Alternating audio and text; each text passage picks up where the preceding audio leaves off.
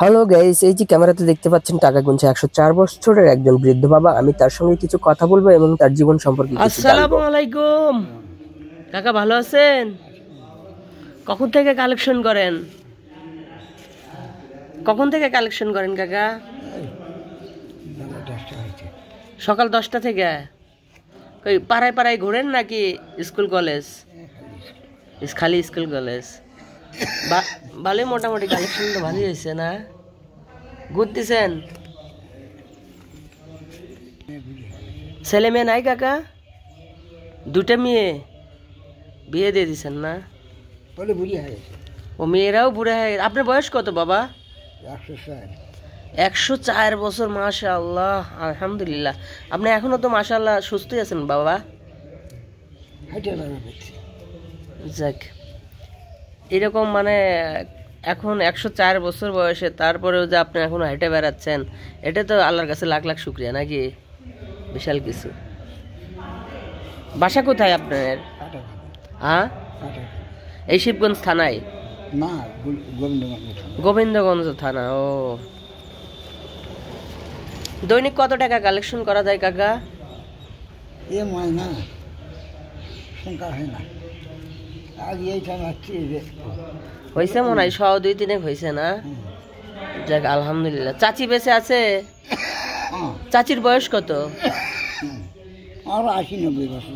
চাচির বয়স 80-90 বছর, আর আপনার 105 বছর। দুইজনেই থাকেন, বাচ্চা কাচ্চা তো বিয়ে দিয়ে দিচ্ছেন। এটা বুড়ি হয়ে গেছে। ও, 1971 সালে যুদ্ধ হয়নি? হুম। যুদ্ধের কথা কয়া পাও? না না, যুদ্ধের কথা বলতে পারি না। হ্যাঁ, বলতে পারি না। সেই যুদ্ধের সময় আর এত বড়। যুদ্ধের সময় কত বড়? এত বড় মানে আপনার বাচ্চারা যুদ্ধের সময় অত বড়?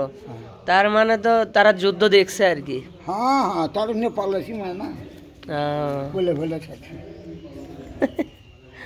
আধাগারে কয়া যায় বুঝছেন? হ্যাঁ। যে 9 ফুট গর্ত করো, আচ্ছা, যে বাসা শেষে থাকে। মানে রাজাগাররা বলে যায় এগুলা না? হ্যাঁ, যে 9 ফুট গর্ত করো, ওই উপরে বুঝছেন হ্যাঁ। কাঠটা কলার গাছ দিয়ে তক্তা কাটতে দিয়ে বুঝছেন মাটিতে ঢেকে ফেলো। ও, বেজি শুধু শুধু করো, খাই করো। আচ্ছা। ওর মধ্যে থাকে নাকি ও, বুঝছেন? হ্যাঁ। তো তাই কোনো মায় না বুঝছেন। হুম। বাড়ির ধান চাউল পাথরের গদ্দ খুঁড়িয়া চাটাই ফেলে ধান চাউল ওঠে থেম ওরে মাটিতে ফেলায় না। আচ্ছা আচ্ছা। বুঝছেন? হ্যাঁ। তো যখন যুদ্ধ বেজে গেল, গোলাগুলি দেশ স্বাধীন হবে, হুম। ভারত থেকে সৈন্যরা আলো। আচ্ছা। এইটা তখন তো ছেলের ঘর ওয়ালটল আসিল না মানে না। হুম।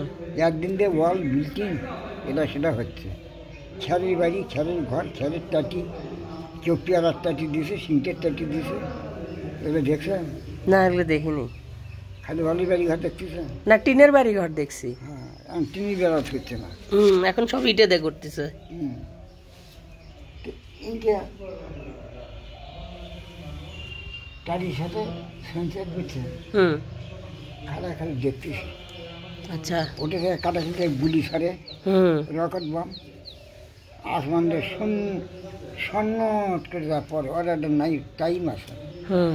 3 ক্রোশ অন্তর ছাড়া পড়বে না। ও, যেটা বাড়ির কাছে আসিল সেগুলো বাঁচছে, যেগুলো বাড়ির গুলির ভাই বলছেন দূরে দূরে কুটুম্ব গেছে, সেগুলো মারা গেছে। সেটা মারা গেছে। আহারে। সেটা মারা গেছে।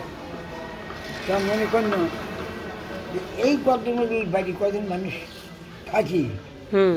জুলাই গদ্রের মধ্যে রকেট বম পরে তাহলে তো শেষ। বাড়ির মানুষ সত্য হলো মরে কাটছি নাকি। যেটা রকেট বম পরে সেটা একটা ডিগি হয়ে যায়। হ্যাঁ। একটা ডিগি হয়,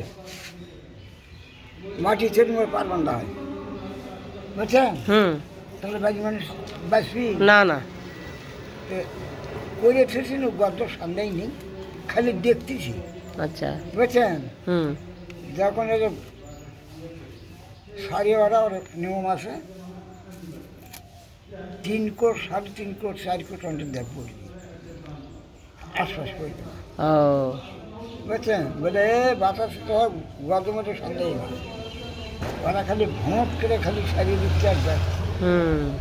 শেষে পাক ফজিলা বুঝছেন, হুম কিন্তু যখন বিলেল বর্ডারে যুদ্ধ হয়, বিলেল বর্ডার হ্যাঁ সকনারা দক্ষিণ দিকে আসে খোরা পাক ফজিলা হুম বুঝছেন, জি যুদ্ধ বেড়ে গেল ভালো বিলেল বর্ডার। এখন আর এক খালি না এই দিকে যায় যাতে নাম হয়ে যাচ্ছে, একজনের সঙ্গে খোরা হয়ে গেছে আচ্ছা পাক ফজিলা, দুইজনে দুই বগল ধরছে বুঝছেন, হুম দুইজনে দুই বগল ধরিয়া আইফল হাত চাষ বুঝছেন, হুম দক্ষিণ মুখে খোরাতে করে শিশিয়াতেও হুম আমি বলে শালাকেও এই সময় দেখান ধরিয়েছে বুঝছেন, হুম ওরা নাংলা কর্পোরেশন করছে, আহ, এই যন্ত্র হে, এই যন্ত্র হে, পাকিস্তানিরা বলছে হ্যাঁ এক গুলি করো এই যন্ত্র বুঝছেন, হুম এটি করছে সে সময় না, ওরা মানুষ মেরে ফেলাছে, নারী নির্যাতন করছে, বাড়ি পুড়িয়ে ফেলাছে বুঝছেন, হুম আর সোনার পাকিস্তান আর সেখানে হয়ে গেল সোনার পাকিস্তান থাকবে তো মানে যুদ্ধের সময় আপনার পরিবারের কোনো ক্ষয়ক্ষতি হয় নাই না? না। কি রাজাকার কি সাপোর্ট দিছে আপনাকে নাকি? রাজাকার যে বলছে যে গর্ত খুঁড়ে থাকো বা এই সেই পরিচিত ছিল? হ্যাঁ গদ্দ কয়ে গেল গদ্দ খুঁড়ে থাকো বুঝছেন, বুঝছি। তাহলে ব্যাস হুম সব পরে দেখি বাবা গদ্দরে যারা থাকবি হুম যেদিন ওরি ওরি ওয়াকের চাচা টাকা গুনতেছে আর সারাদিনে কয় টাকা কি কালেকশন হলো দেখি। চাচা বয়স কিন্তু 105 বছর, চাচির বয়স মানে 84 বছর। চাচা মাশাআল্লাহ এখন আল্লাহর রহমতে অনেকটাই সুস্থ আছে, একাই চলাফেরা করে।